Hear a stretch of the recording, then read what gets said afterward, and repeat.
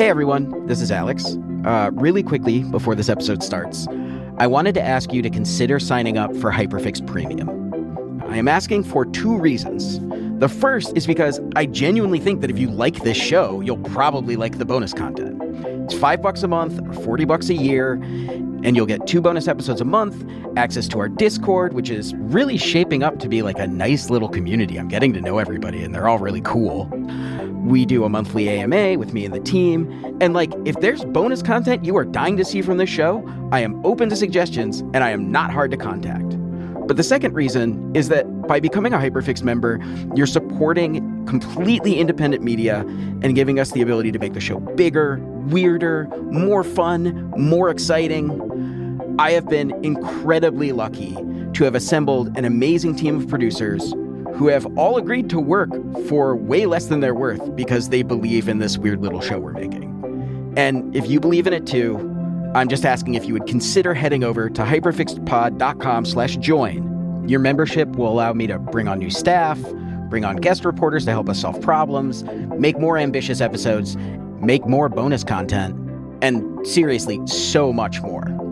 And we'll just keep solving problems until there are no problems left to solve, and we'll have created a lasting utopia. That's my goal. Again, that's hyperfixedpod.com/join, and I can't thank you enough for listening. Here's the show. Last week, Hyperfixed performed our first live story at On Air Fests in Brooklyn. And in most cases, if we did a live version of a show, we'd probably re-record the entire thing for broadcast. But in this case, the live aspect was simply not replicable in the studio, so we wanted to play you the story as it was performed at On Air Fest. It's a story about regret, fear, and ultimately the courage it takes to just try. Here's the story. Okay, this is a story that we produced especially for this, and I'm just going to launch right into it, and we'll see how it goes. Thank you all so much for coming. I really appreciate it. And before I get started, I really need to do one thing, which is I need to shout out my team, and you guys should give them all an amazing round of applause. Our engineer, Tony Williams, Sari Soffer-Sukenik, Amor Yates, Emma Cortland, who sadly couldn't be here. Thank you guys so much. This is impossible without you. Here we go. I am Alex Goldman. This is Hyperfixed, our first ever live taping. On this show, listeners write in with their problems, big and small, and I solve them. Or at least I try. And if I don't, I at least give a good reason why I can't. These words that I have just said to you are the words that start every episode of our show. And I like them because they provide the listener with a sense of calm and order. Like, Alex is here to solve problems. He's going to guide you from the beginning of the story to the end. Everything's going to be chill. But when I wrote those words a week ago, I had no idea if we were going to be able to pull off what we're attempting to pull off today. And if I'm being totally honest, I still don't know if we're going to pull it off. But there's only one way to find out. So, this week, 2 birds, 100 stones, a live podcast in 6 chapters. Chapter 1, The First Bird. Okay. So I have my camera set up on a bunch of VHS tapes right now, and I'm going to use those to hold this thing up. So hold on. Perfect. Why do you have a bunch of VHS tapes? Because I'm a giant nerd. This is Keenan. He's a Toronto native. And if he is a nerd, he is the very best kind of nerd. He is a media nerd. And not just the kind that obsesses over stats and trivia.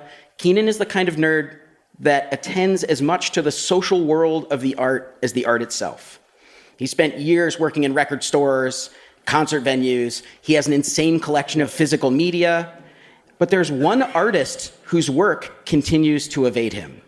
And that artist is his mother, Megan.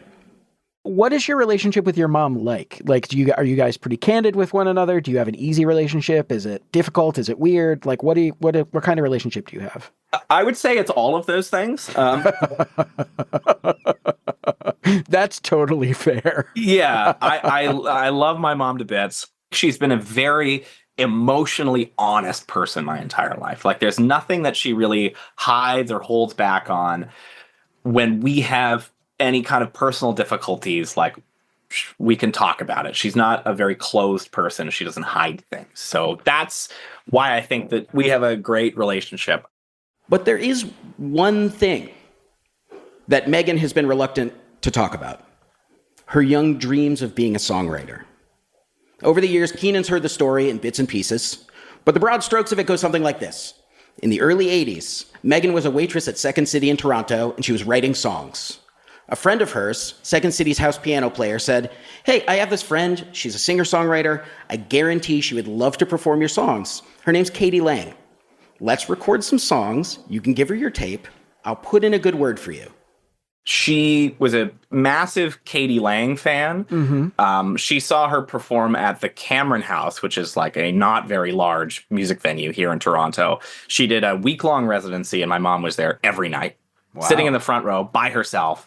Anyway, she has a cassette tape of her songs, and she handed that to Katie Lang at one point and never heard back. It was gone. After that, Megan was so devastated by the apparent rejection, she sold her piano, she packed up all her music, and she charted a new career path for herself.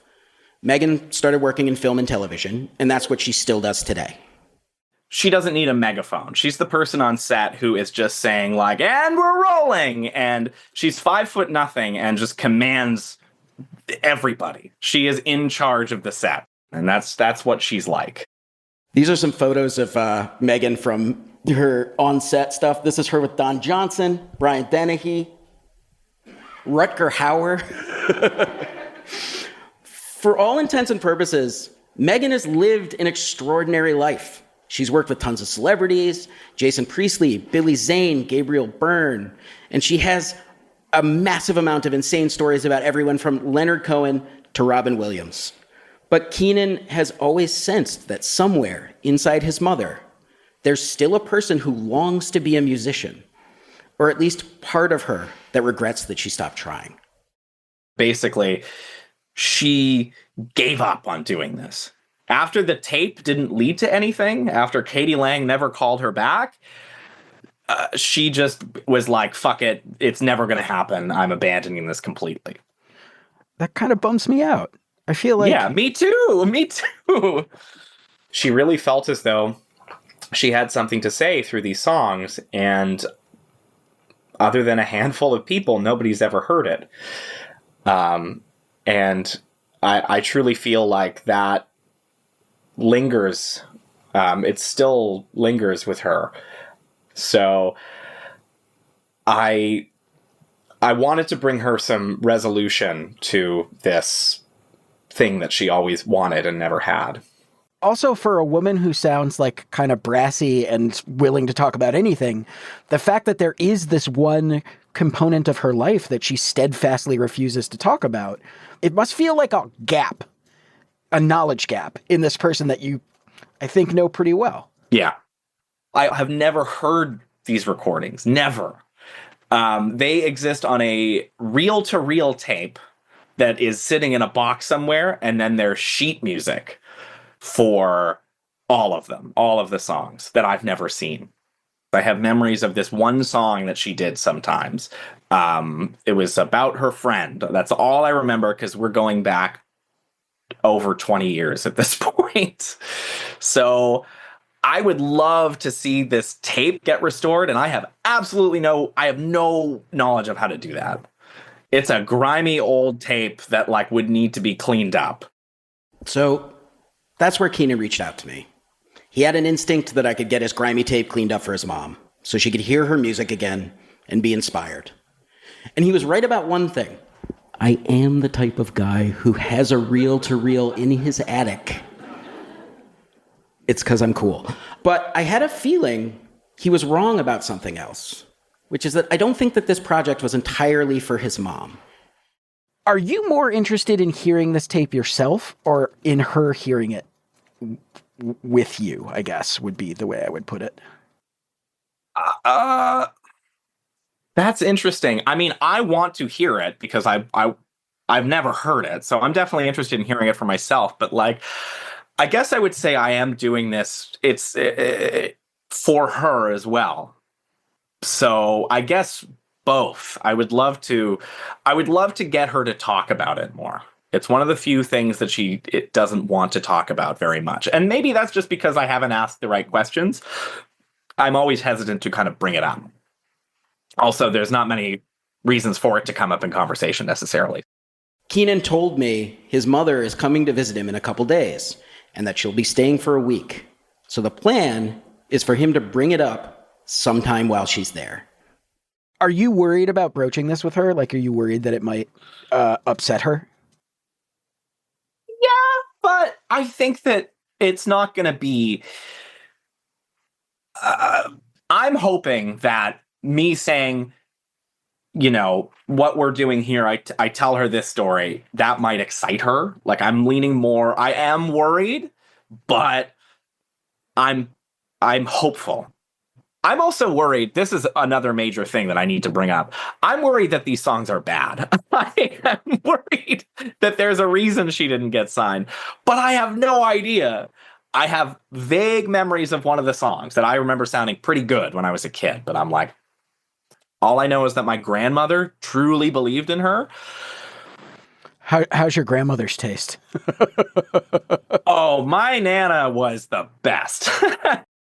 Do you worry about us recording this and then going to her and being like, hey, we talked about this deeply personal thing that you consider a failure in your life, and we want you to revisit that thing that you consider a failure?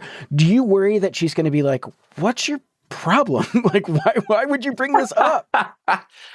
A little bit. I mean, like, you know her well enough. What do you think her reaction to this being revisited would be? I'm leaning more towards the side of this could potentially excite her. I also think maybe she'll be like, well, I'll do this for my son, you know? I want to believe the reason that I haven't told her about it yet is just because, one, I wanted to have this conversation first, and two, I didn't want to necessarily have her shut it down right away. So I wanted to have something on paper to be like, I've already had this like interview with these people who are interested in talking about it. Cause she's somebody that like, if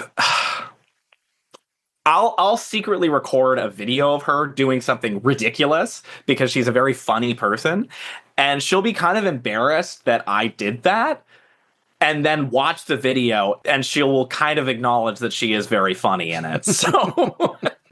So I think with a push, perhaps she will be on board, but I'm going to have to tell her, and I've got a whole week with her. Like, this couldn't have timed out better. So we'll see. My advice would be talk to your mom, and then I guess we'll just see what happens, you know, like how she feels and if she's comfortable with it. And I would love to talk to her about it. I would love to, at the very least, hear the tape and see if it's salvageable. It's daunting, but I'm not afraid to ask the question. That's for sure. Let her know that some strange guy from the internet is interested in hearing her music. Chapter 2, The Second Bird. So I didn't tell Keenan this because I didn't want to put any pressure on him. But while I was trying to help Keenan solve his problem, I was standing waist deep in a problem of my own. And I was beginning to wonder if Keenan could help me solve that problem. So back in November of 2024, I'd been contacted by the organizers of On Air Fest about doing something for the 2025 festival. And I said, of course. Because even though we'd only made 2 episodes of Hyperfixed at that point, and the team was only just starting to learn how to work together, the festival was 4 months away. Also, I have a policy of saying yes to everyone who asks me to do podcast stuff unless they're fascists. So anyway, I agreed to do the show, and then, I mean, you guys know what happened. November turns to December, and we're like, we should probably start talking about On Air Fest. And I'm like, oh yeah, let's add it to the agenda for next week. And then next week turns into next week, and that week turns into Christmas, and Christmas turns into New Year's. You get it. And we were able to come up with a few decent ideas. And if you were eagle-eyed, you might have even spotted the original idea we were going to do for this on the On Air Fest website. But between January and the beginning of February, every permutation of every idea we've had for the show has fallen apart. So by the time I hang up with Keenan on February 4th, which is what? Today's the 20th, so that's 16 days ago? My hands are empty. And if we can't find a story, we will have no choice but to stage our doomsday option, which is titled On Air Fest Presents Alex Goldman Attempts to Make New Friends. Honestly, even the thought of that makes me shudder. It's as bad as it sounds. The idea was that I would bring people from the audience on stage and become friends with them during the session. But I have another idea, and it involves Keenan. So 2 days after our first call, I shoot him an email to ask him if he has time for a quick conversation. Which brings us to chapter 3, the first stone. 1, 2, 3, 4, 1, 2, 3, 4, 1, 2, 3, 4. Hi, Keenan. You are muted. You're going to have to unmute yourself there. Can you hear me now? Yes. Amazing. Yes. At this point, Keenan's mom is at his house. She's just flown in from Nova Scotia. She's staying for about a week, and the visit's going fine, but Keenan hasn't told her about the podcast yet. So he has snuck out into his backyard to talk to us. I'll keep this brief, and it's this is crazy. It is totally fine if you're like, there's no way this is going to work. Okay, I just want to get that out in front of that. I'm excited to hear it. So I tell him the story I just told you about how I had committed to this thing, and then totally shit the bed, and about how I'm exploring alternative options for this live show, which is scheduled to take place in 2 weeks. And I thought maybe this is an opportunity to kill 2 birds with 1 stone. And then I very tactfully ask him, I was wondering, considering your mom truly desires an Yes. audience, do you think she would we could make this a story where in 2 weeks, the look on your face is mad skeptical. I can compose the story, and then at the end, she can come out and sing for us. Oh my God. That is. My God. I totally understand. Just think about it. No pressure. I know that's like a crazy thing. Do I want it to happen? 100%. Do I think it could happen? Big maybe. I don't know. I don't think she's done it in years. Again, totally fine if this is not a thing that is possible. I just want her to know that, if she feels comfortable doing it, I would love to give her the opportunity to sing the song she felt like she wasn't able to sing to other people. Oh my God. I will ask her. I'm still trying to think about how to broach this information to begin with, but I have a whole day with her today. And again, I apologize because I'm also putting pressure on you by doing this. I know this is nuts. No, it's I mean, technically you are, but this is if this could happen, I would be just over the moon. But yeah, it would be so cool. 2 weeks is ah! I understand. Yes, I understand. I will talk to her today. I mean, I got to broach the story thing first, and then I will tell her. Okay, let's see how it goes. Can you hear the desperation in my voice? Can you hear it? It's so bad. Listening to that gives me secondhand embarrassment for myself. That's wacky. Okay, chapter 4. The First Bird, part 2. So, a couple days later, we get an email from Keenan saying Megan's agreed to talk to us. And we're like, holy shit, this is going to work. Megan's dream is going to come true. Keenan's going to get to hear his mother's music. We're not going to get banned from On Air Fest. And best of all, I'm not going to have to embarrass myself trying to make new friends in front of a bunch of strangers. Everything is coming up Goldman. And then we get on a video call with Megan. And without saying it directly, she very clearly conveys that she does not want to even be talking to us. You good, Mom? Yeah, I'm really great, Keenan. See what I mean? Now, under normal circumstances, this would have given me pause because the last thing I want to do is force a spotlight on someone who genuinely wants to avoid attention, even if it means that I'm going to walk away from this with nothing to show for it. But Keenan cautioned me about his mom that while she may hate the idea of attention, once she warms up a bit, Megan actually kind of loves it. So all I had to do was warm her up. So I'm wondering, just to start, if you could introduce yourself. My name is Megan Banning. I am the mother of Keenan Tamlin, who started this kerfuffle. I live in Halifax, Nova Scotia, which is a beautiful coastal town in Canada. And I'm here to visit my son. And he's ruined your whole trip, right? Well, I wasn't in the door. Like, I think it was like the first day, and I cried, and I don't cry very, very rarely. Oh, wow. And I was like, this okay. is so personal. How dare you? And it's a part of my life that breaks my heart because it's a shoulda, coulda, woulda. Right. Well, I want to ask you about that. Like, how did you get interested in music? I came from a very dysfunctional home. My mother was bipolar. My father was an alcoholic. But we had love and music, and we danced. When on a good day, we danced, but music was always a thing. There was a piano in our home. My mother tells a story. I just clung onto the piano, and everything shut out. It was my peace, and I could play anything. I could hear everything I could play, and I could write music instantly. I went to another place. I went to a place that I was calm, and it was like I was in another world. It was my world. It was my music. I played every day, probably 8 hours a day. 8 hours? Yeah, I played. That's all I did is play music. Now I just play euchre online. For the next 45 minutes, Megan told me about her life and her music.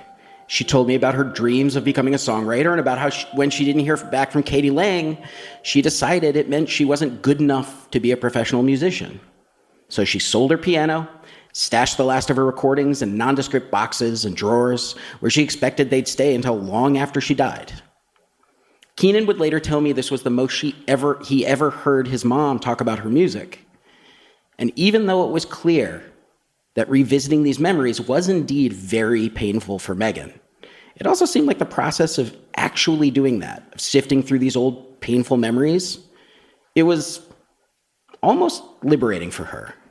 It reminded me of that thing that Mr. Rogers used to say about how if it's mentionable, it's manageable. Like, as long as we can figure out a way to talk about it, we can figure out a way to carry it.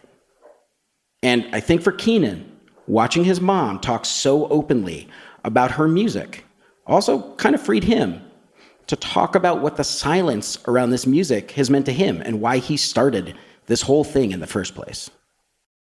I guess it mostly came from a desire to hear those songs, because my mom is a very, very open person, as you can hear. And this seemed to be one of the only things that she didn't want to talk about that much. And every time I said, "Can I hear those songs?" No. No. They're only on a reel-to-reel tape, and that's going to take, I don't know how to clean that up, and I got the sheet, I don't know where it is. And I didn't know how much of this was true and how much was her holding back. And I thought, maybe all this story is my problem is that I need to get this tape restored.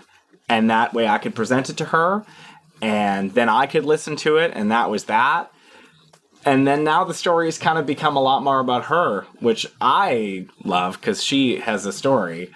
I think that because this is one of the few things that she is hesitant to talk about, it seemed like a unfinished chapter of her life, and it could be a bit of a bookend to that story, but not necessarily the end. Yeah.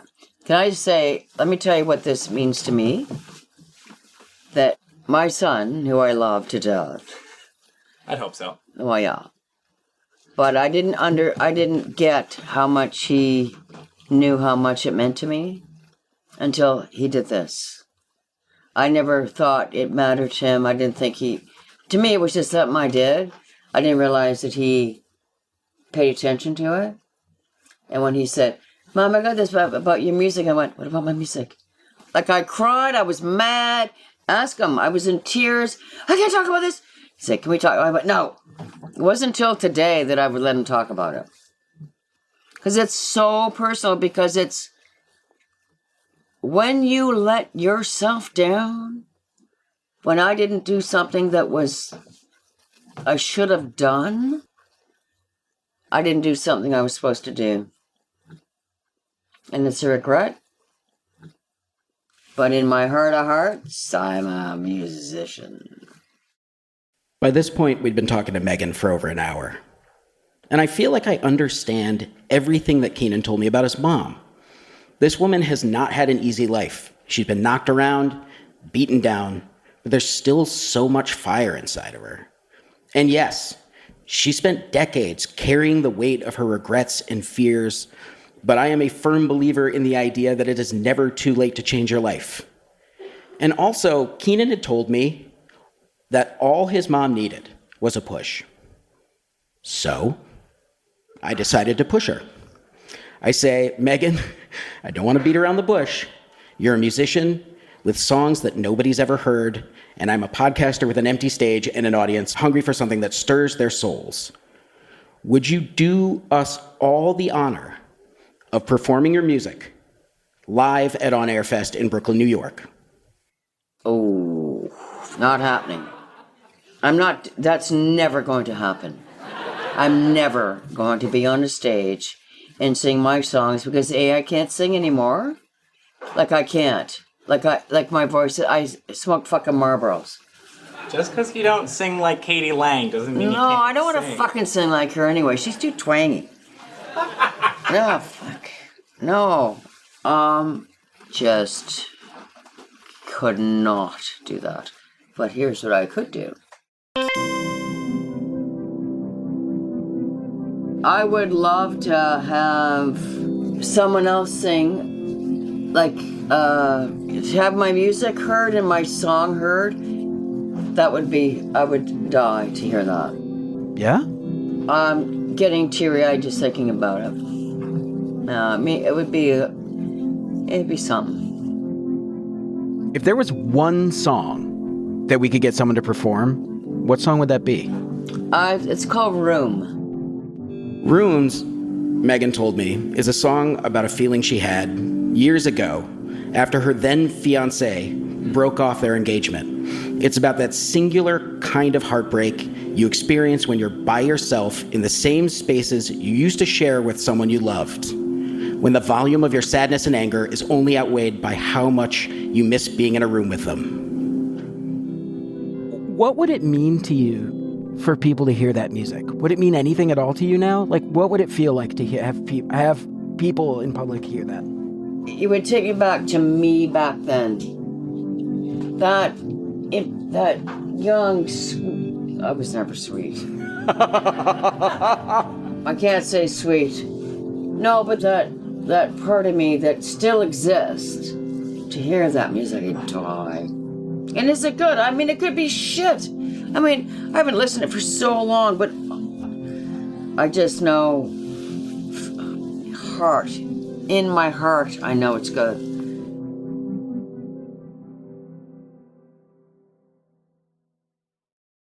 Chapter 5, 99 Stones. Okay, so we've spoken to Megan. She's told us she wants to do this. And that when she gets back to Halifax on Tuesday, she's going to send over the sheet music and the cassette. And all of this is great.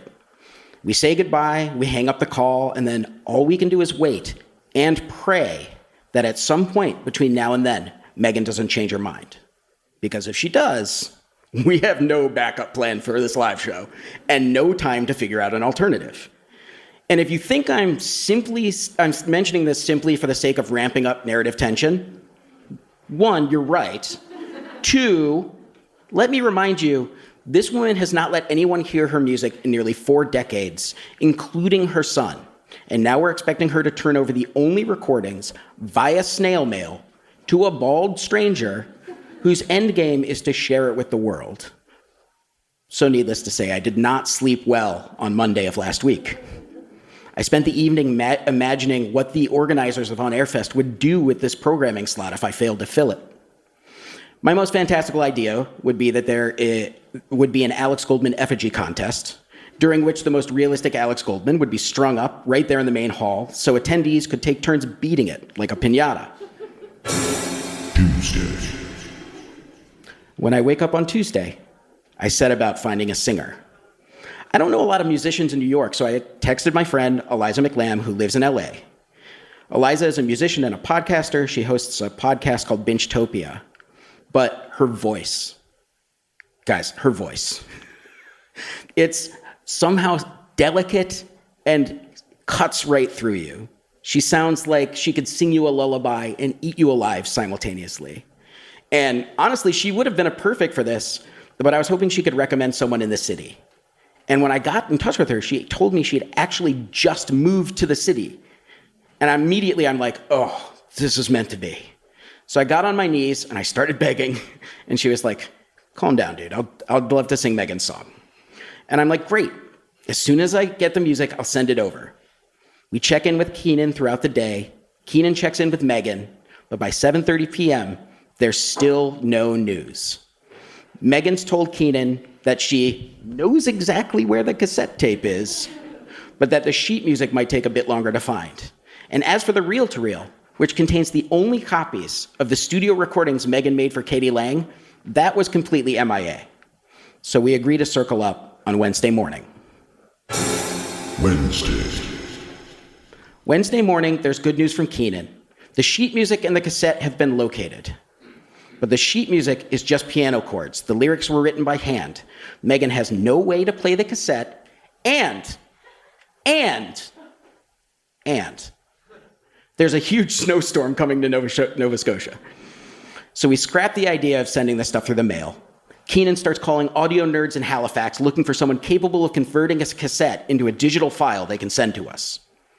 Obviously, this is not an ideal situation, but then again, none of the work we've done on this project is ideal. And yet it is starting to feel like we have inadvertently assembled a small army of people who are deeply invested in the outcome of this operation. Like within hours, Keenan has made contact with a legendary local musician named Rich O'Coin, who has the gear to get the job done. And Rich is like, yes, bring me your tired, your poor, your busted tapes. I will convert them. And then we can get them to Eliza. But due to the storm, nobody is able to get over to Rich's until Thursday. At 7 a.m. on Thursday, Keenan texts to say that the tape is on its way to Rich's.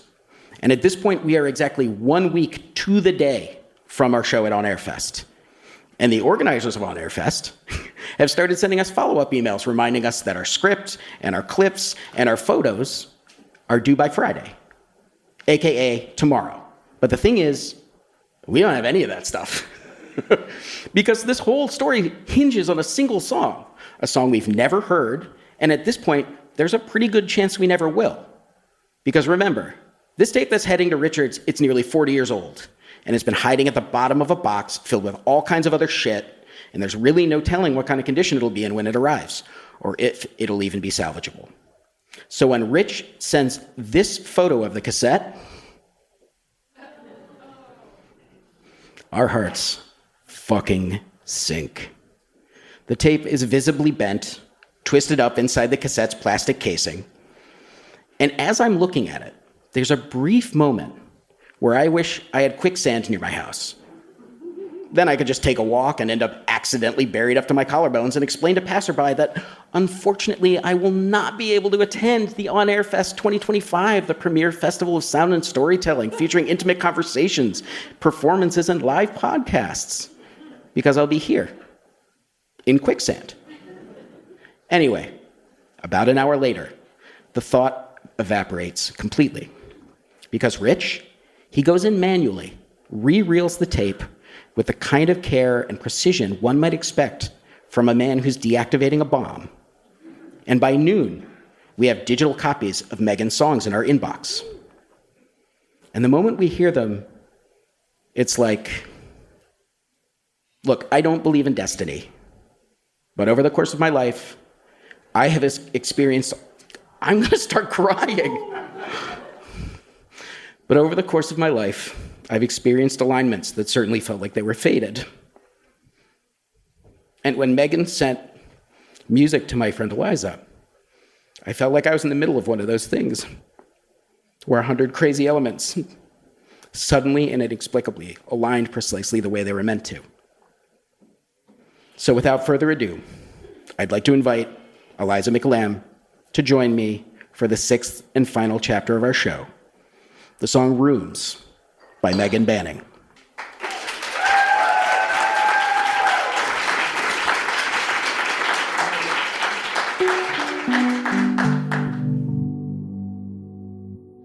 Smoke-filled rooms and lonely afternoons, empty faces going nowhere places, idle chatter as we gather at no-name bars, no introductions needed. I've been here before, nowhere once forgotten, nowhere once forgotten. Well, I'm ambling on and it's all gone wrong 'cause I'm missing you. I'm missing you. I can't complain, it's been a gambling game. I'm just a few cards short, so I'll wrap myself up in your memory just to get me through the rough spots. I'll lift my glass to survival. Meanwhile, I'll be missing you. Whoa, I'll be missing you. Whoa, I'll be missing you.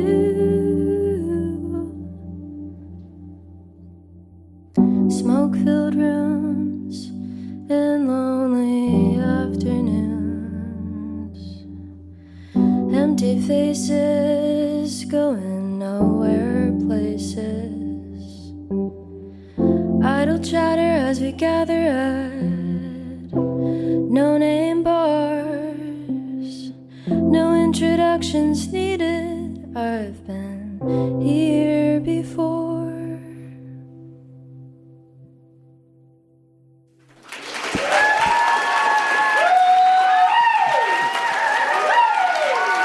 Thank you so much.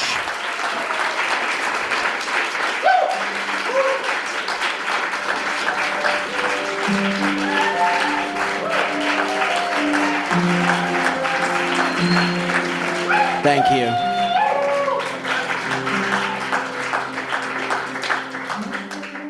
So what you're hearing right now is the recording from a boombox on top of a piano from 1983, I think.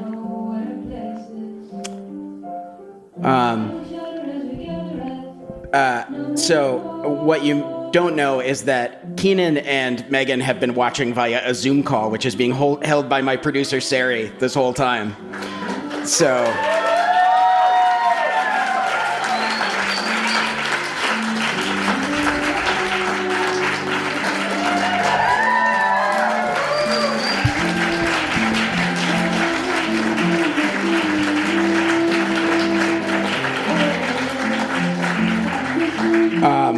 I'm wondering if I could just bring the phone up real quick.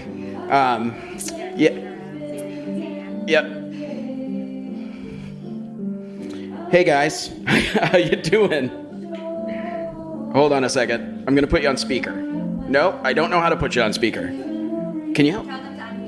Oh yeah, you have to unmute yourselves. Can you unmute yourselves real quick? And we bring the music down, the house music down? Hi. Hey guys, how you doing? What did you think? That was something. Eliza, thank you. You did a great job, sweetheart. Really great. Keenan's breaking my heart. He's on Zoom. He's in Toronto. I'm in Nova Scotia, and to see his sweet little face. We both broke into tears, and thank you for someone who I was like, this is not happening. Really quite something. And Alex, and all your team. I appreciate it. It was a bit much pulling this off in a week, going in a blizzard and finding all this memories 40 years ago of stuff I never thought would happen and the fact that there's people that are hearing this song. I mean, I got 5 more that are even better, by the way. Very much like her to say something like that. There's more. And they're great. And Rich McCoy, who helped me out, this strange man, I just ran up and said, hi, in a blizzard. Here's a tape. Good luck, Chuck. Bye. And ran off. He happened to live 5 minutes away from her, He too. lived 5 minutes crazy. away, and he wasn't home. It's like, Keenan, this is enough. There's a snowstorm. I'm in Halifax. This is beyond, really. Alex, you convinced me. I was like, this is not happening. Like, it's a lot, and I'm blessed, and the love of my son, who remembered and kept the memory of my music and remembered because I forgot. It was in a box in the basement that I spent 4 hours looking for. And it's been quite an experience. You know, that poor 23-year-old that wrote it so many years ago. So what has inspired me is I'm going to go buy myself a keyboard and get back to my music because I'd love to play the piano. But the music is still in me. All right, guys. Well, I'm going to hand you back to Sari because I'm running out of time. No, you're great. Thank you both so much for sharing this part. I'm going to start crying again. Thank you both so much. I really appreciate You're not it. alone. Thank you so much for coming.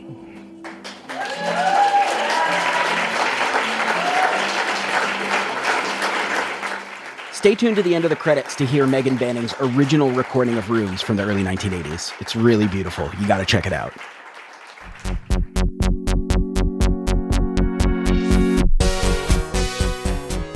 This episode of Hyperfixed was produced by Emma Cortland, Amor Yates, Sari Soffer-Sukenik, and Tony Williams. It was edited by Emma Cortland with some help from the rest of us. It was engineered by Tony Williams. The music was by me, with the exception of Rooms by Megan Banning, which was performed by Eliza McLamb. You can find Eliza's music wherever you listen to music. Her debut album, Going Through It, came out last year, and it's amazing. She's the best. Seriously, go listen to it. Special thanks to the team at On Air Fest for helping us perform this show to a live audience. Mandana Mofidi, Scott Newman, Ephraim Jenkins, Tom Tierney, Paul Cuchero, Obis Cruz, and Andrew Brown. Special thanks to Rich O'Coin, who digitized Megan's tapes just under the wire for us. If you want to see pictures of young Megan with celebs and other visual components for the episode, we're going to make those available to premium members on the Hyperfixed website. You can become a premium member to see that, as well as get bonus episodes, join our Discord, and much, much more at hyperfixedpod.com/join. Hyperfixed is a proud member of Radiotopia from PRX, a network of independent, creator-owned, listener-supported podcasts. Discover audio with vision at radiotopia.fm. Thanks so much for listening. Stay tuned for Rooms.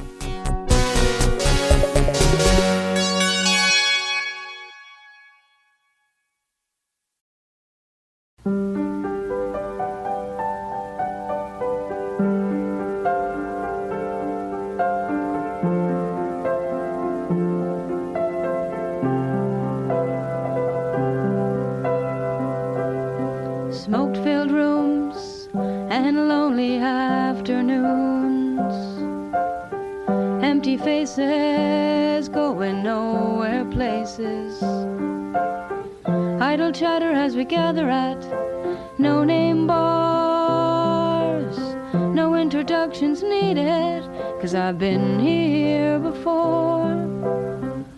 Nowhere once forgotten, nowhere once forgotten. Well, I'm ambling on, and it's all gone wrong, 'cause I'm missing you. Whoa, I'm missing you. I can't complain, it's been a gambling game. I'm just a few cards short, so I'll wrap myself up in your memory, just to get me through the rough spots. I'll lift my glass to survival. Meanwhile,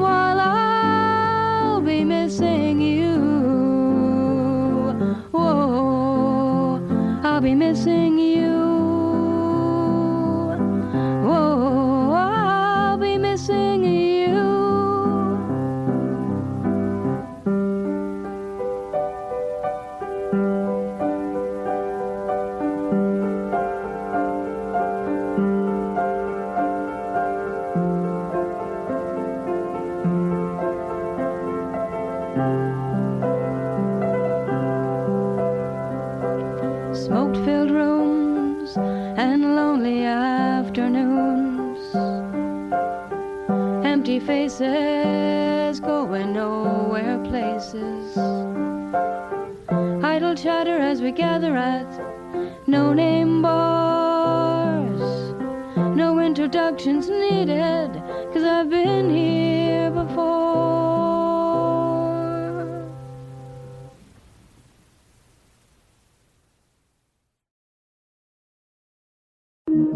Radiotopia from PRX.